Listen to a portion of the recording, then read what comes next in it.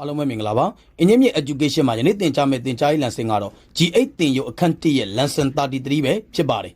အရင် lesson မှာဆရာတို့ပု္ပ္ပစာနံပါတ်1ရဲ့နံပါတ်ကာကြီးနံပါတ်ခါခွေနံပါတ်ကငယ်တို့ကိုသင်ကြားခဲ့ပြီးပါပြီယနေ့ lesson မှာတော့နံပါတ်ကာကြီးနံပါတ်5နံပါတ်စာလုံးတို့ကိုဆက်လက်သင်ကြားပေးသွားမှာပဲဖြစ်ပါတယ်နံပါတ်ကာကြီး46 by 50 flat 8 into 18လို့ပေးထားပါတယ်ဒီမှာတွင်ဆရာတို့က operation 3မျိုးပါပါတယ် bracket လည်းပါပါတယ်order operation တွက်ချက်မှုအစီအစဉ်တိုင်းတွက်မယ်ဆိုရင် BIDMAS ဆိုတဲ့အဓိပ္ပာယ်ကိုသိရပါမယ် bracket ခွင်းပါရင်ခွင်းကိုရင်ရှင်းပါမယ်ပြီးရင်ဆရာတို့ကစားခြင်းရှင်းပါမယ်ပြီးရင်မြှောက်ခြင်းရှင်းပေးမှာပဲဖြစ်ပါတယ်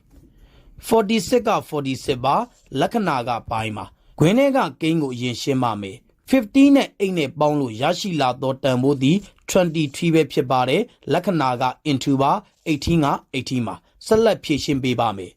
operation 2မျိုးပါ by နဲ့ into ပါဆရာတို့ကဒီကအရင်လာပါတယ်စားခြင်းကိုရင်ရှင်းပါမယ်ပြီးမှမြှောက်ခြင်းရှင်းပေးမှာပဲဖြစ်ပါတယ်46ကိုတီးပြီး23နဲ့စားတဲ့အခါမှာရရှိလာသောတန်ဖိုးသည်2ပဲဖြစ်ပါတယ် into ပါနောက်ကိန်းတန်ဖိုးသည်18ပါဆရာတို့18နဲ့2နဲ့မြှောက်ပါမယ်ရရှိလာသောတန်ဖိုးသည်36ပဲဖြစ်ပါတယ်နံပါတ်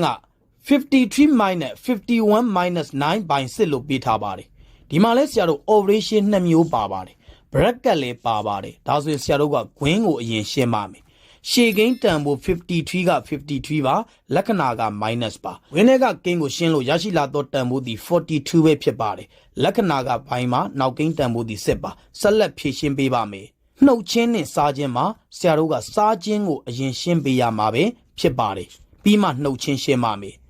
53က53ပါလက္ခဏာက minus ပါ42ကိုတီးပြီး6နဲ့စားလို့ရရှိလာသောတန်ဖိုးသည်7ပဲဖြစ်ပါတယ်